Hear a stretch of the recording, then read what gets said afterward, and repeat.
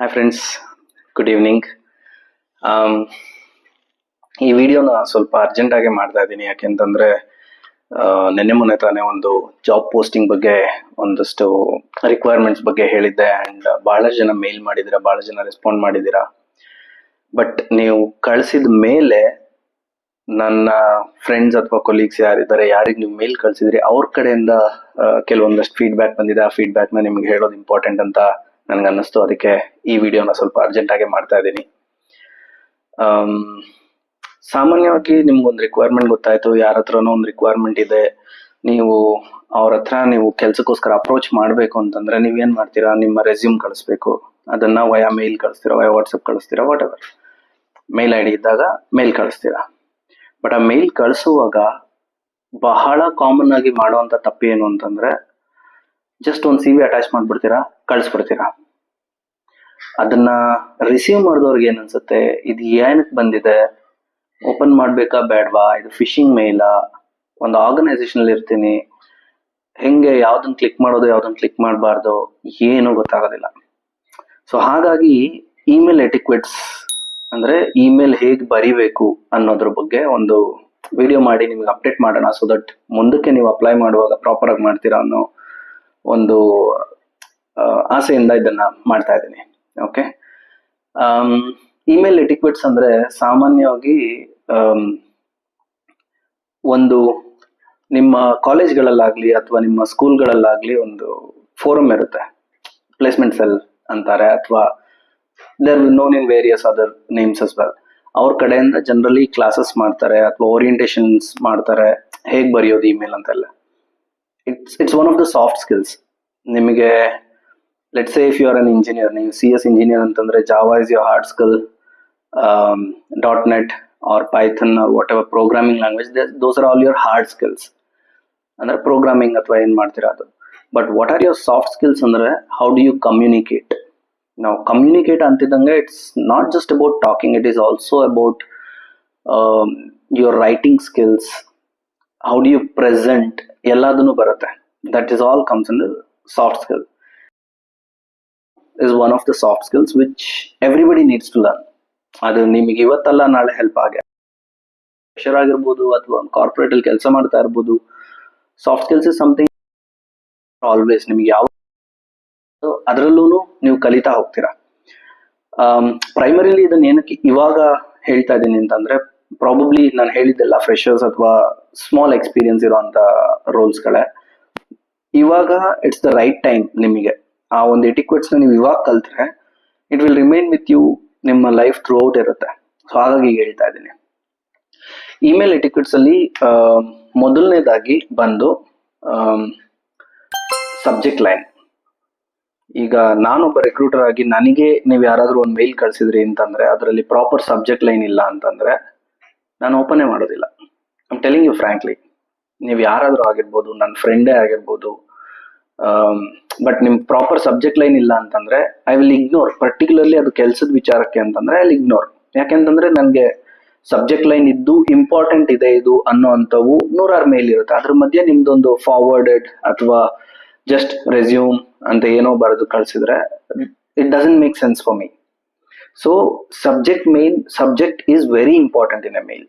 Okay, ಒಂದು professional subject line ಹೇಗಿರುತ್ತೆ, particularly ನೀವು ಜಾಬ್ ಅಪ್ಲೈ ಮಾಡ್ತಾ ಇದ್ದೀರಾ ಅಂತಂದ್ರೆ applying for so and so role, applying for ಮೊನ್ನೆ ಮಾಡಿದ ವಿಡಿಯೋದಲ್ಲಿ HR ಎಕ್ಸಿಕ್ಯೂಟಿವ್ ಅಂತಿತ್ತು, ಅಥವಾ ಇನ್ನೊಂದು ಯಾವುದು ಡೇಟಾ ಅನಲಿಸ್ಟ್ ಅಂತಿತ್ತು. Applying for data analyst role, ಇದು ಇನ್ ಪ್ರಿನ್ಸಿಪಲ್ ಒಂದು ಪ್ರೊಫೆಷನಲ್ ಸಬ್ಜೆಕ್ಟ್ ಲೈನ್. ಅದರಲ್ಲಿ ಮುಂದುವರೆದು ಬೇಕಾದ್ರೆ ರೆಫರ್ಡ್ ಬೈ, ಅಪ್ಲೈಯಿಂಗ್ ಫಾರ್ ಒಂದು ರೋಲು ರೆಫರ್ಡ್ ಬೈ ಇಂಥವ್ರು ಹಾಕ್ಬೋದು ನೀವು, ನಿಮ್ಗೆ ರೆಫರೆನ್ಸ್ ಇದೆ ಅಂತಂದ್ರೆ. So that is a professional way. ಆ subject line very important. Subject line is like ನಿಮ್ಮ ಬಾಡಿಗೆ ತಲೆ ಹೇಗಿರುತ್ತೋ ಹಾಗೆ ಒಂದು ಮೇಲಿಗೆ ಸಬ್ಜೆಕ್ಟ್ ಲೈನ್ ಬಹಳ ಇಂಪಾರ್ಟೆಂಟು. ನೀವು ಎಷ್ಟು ಕ್ಲಿಯರ್ ಆಗಿ ಎಷ್ಟು ಪ್ರೊಫೆಷನಲ್ ಆಗಿ ಬರೀತೀರಾ ಅಷ್ಟು ಇಂಪಾರ್ಟೆಂಟು. ಅಷ್ಟೇ ನಿಮ್ಮ chances of getting reply will increase. ನೀವು ಸಬ್ಜೆಕ್ಟ್ ಲೈನ್ ಪ್ರಾಪರ್ ಆಗಿದೆ ಅಂತಂದ್ರೆ ಅದನ್ನ ಮೇಲ್ನ ನೋಡಿ ರಿಕ್ರೂಟರ್ಸ್ ಆಗಿರ್ಬೋದು ಅಥವಾ HR ನೋಡಿ ರೆಸ್ಪಾಂಡ್ ಮಾಡುವಂತ ಚಾನ್ಸಸ್ ಜಾಸ್ತಿ ಇರುತ್ತೆ. ಸಬ್ಜೆಕ್ಟ್ ಲೈನ್ ಸುಮ್ಮನೆ ವೇಗ ಆಗಿದ್ರೆ ಮೇಲೇ ನೋಡೋದಿಲ್ಲ, ಕಂಟೆಂಟ್ ಏನಿದ್ರು ನೋಡೋದಿಲ್ಲ. ಓಕೆ. ಇನ್ನ ಸೆಕೆಂಡ್ ಒನ್ ಬಂದು ಗ್ರೀಟ್ ಅಥವಾ ಅಡ್ರೆಸ್ ಮಾಡೋದು. ಗ್ರೀಟ್ ಅಂತಂದ್ರೆ ನೀವು ಹಾಯ್, ಹಲೋ, ಸರ್ ಅಂತೀರಾ, ಮೇಡಮ್ ಅಂತೀರಾ. That is not actually necessary professional ಅಲ್ಲಿ.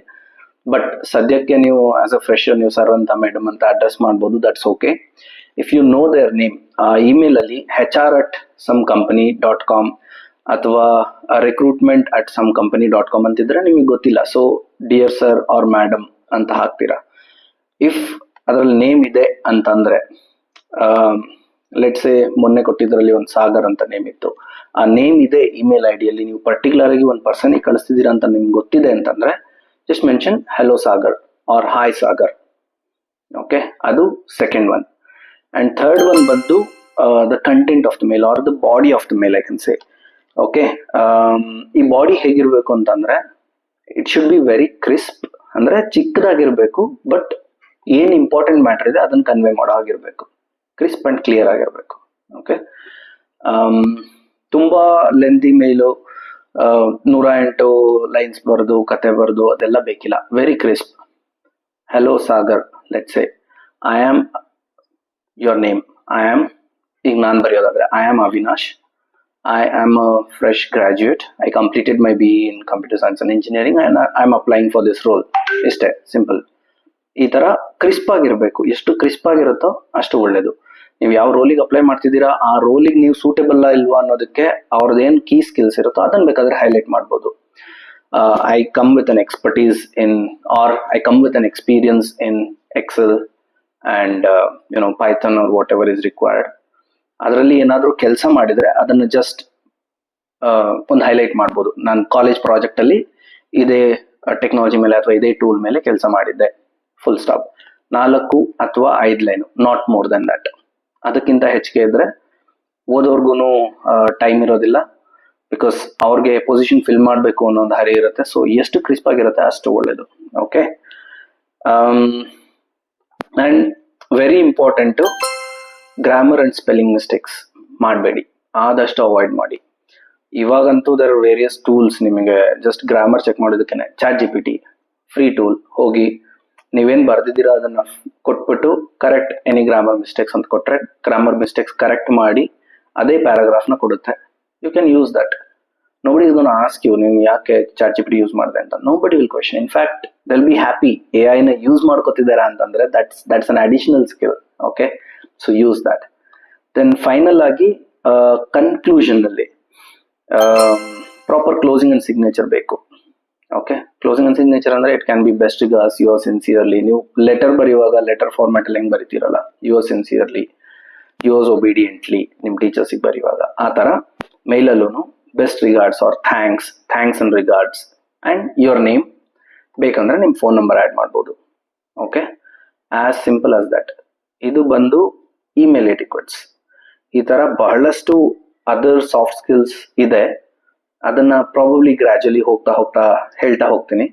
ಬಟ್ ಫಾರ್ ನಾವು ಸಿನ್ಸ್ ಫಸ್ಟ್ ವಿಡಿಯೋಗೆ ತುಂಬಾ ಜನ ರೆಸ್ಪಾಂಡ್ ಮಾಡಿ ಕೆಲವೊಬ್ರದ್ದು ಮೇಲ್ ಓಪನ್ ಮಾಡ್ದಲ್ಲ ಈ ತರ ನನಗೆ ಫೀಡ್ಬ್ಯಾಕ್ ಬಂದಿದ್ರಿಂದ ಇದನ್ನ ಹೇಳ್ತಾ ಇದ್ದೀನಿ.